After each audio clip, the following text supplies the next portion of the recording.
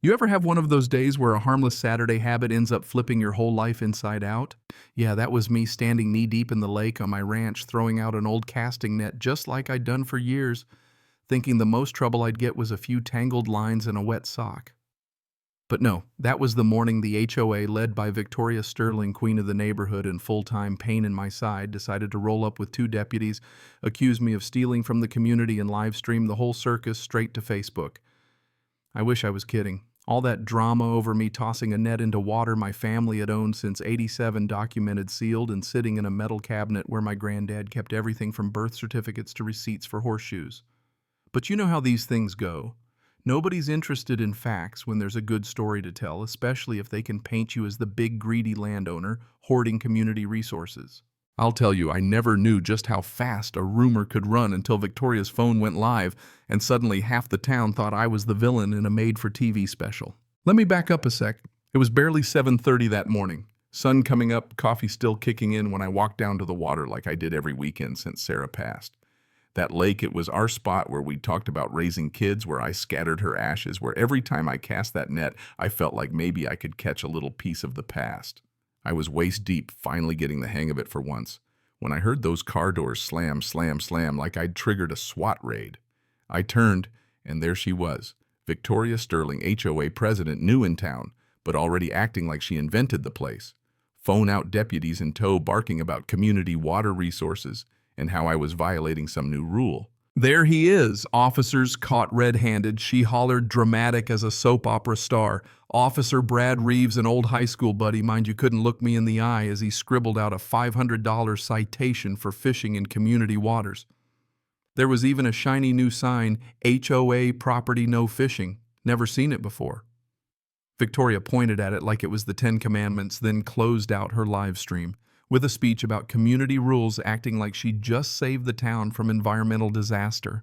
I stood there wet and steaming mad, staring at that citation, trying to wrap my head around how anyone could believe the HOA owned my grandfather's lake. The silence felt heavy, not peaceful, the kind of quiet that makes you start asking hard questions. I knew there was only one place to get answers, Grandpa's filing cabinet, where every document worth saving lived, taped up key and all. Inside it was all there. Original deed, dated March 15, 1987. My granddad's name, his signature with that trademark flourish, his ownership of the land and water rights clear as day. But the real bombshell was a folder labeled HOA Correspondence Rejected. Turns out the Lakeside Community Development folks had been trying to buy the lake for years, offering more and more money, but Grandpa shut them down every time in writing. The so-called 2020 community irrigation filing. It was a straight-up forgery. His signature faked the date 2 years after he'd passed. Whoever cooked up those documents had done their homework, but missed what made Grandpa's signature unique. The more I dug, the uglier it got. HOA contracts, hundreds of thousands paid out to Sterling Development, Victoria's husband's company, for lake maintenance that never happened. No pipes, no irrigation, no sprinkler heads. Just a paper trail of fake services and HOA funds vanishing into thin air. At that point, I called Marcus Rivera, the only lawyer in town who'd go up against the old guard. I showed him the deeds, the forged paperwork, the financial records. He took one look and whistled low. This isn't just a property dispute anymore. This is fraud. And if we can tie it back to Victoria, it's a felony. Problem was, Victoria knew how to play the game. By Monday, my phone was blowing up with missed calls and media requests. The local news ran with her story, me as the villain, the wealthy rancher hoarding resources from hardworking neighbors. The court of public opinion was brutal.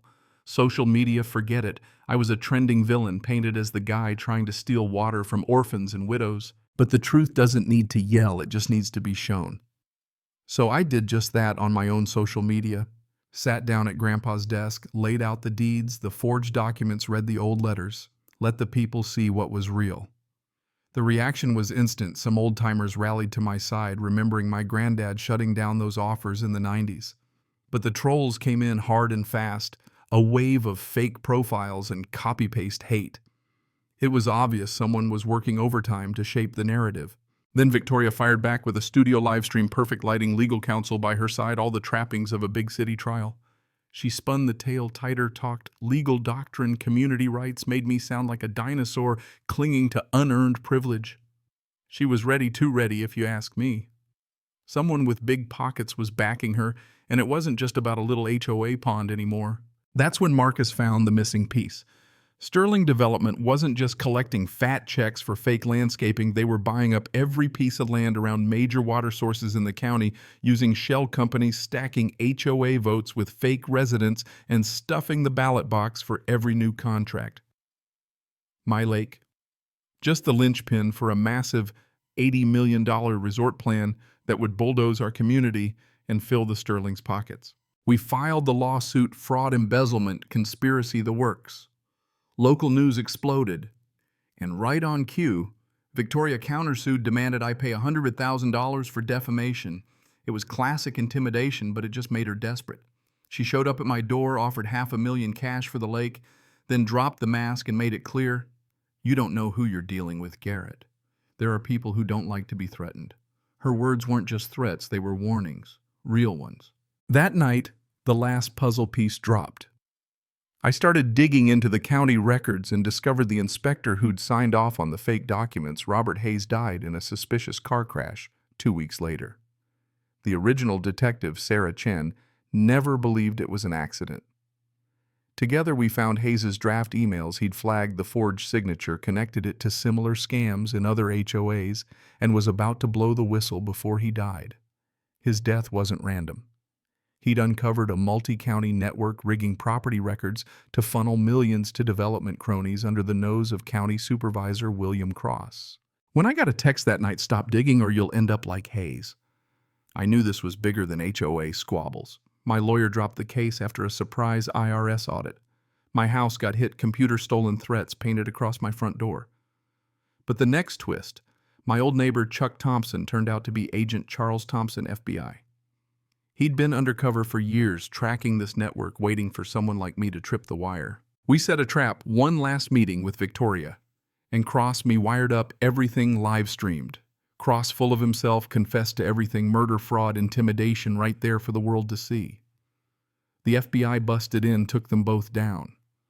Cross's empire unraveled overnight, dozens of fake property transfers, millions laundered, 8 dead witnesses, and a county left reeling.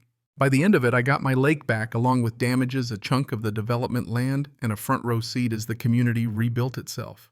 The corrupt HOA boards got the axe. Residents voted in new leadership, demanded audits, set up whistleblower protections. The old guard was out, justice finally got its day in the sun. And what did I do? Opened up Sarah's lake. Memorial Park picnic tables, walking trails, a plaque for Sarah and Robert Hayes and everyone who fought for the truth. Agent Thompson, now just Chuck again, retired here, proud of helping a small town clean house. Sometimes justice comes slow, sometimes it comes loud and messy, but it comes. And if you're still listening, here's my question. What's the most satisfying moment of karma you've ever witnessed?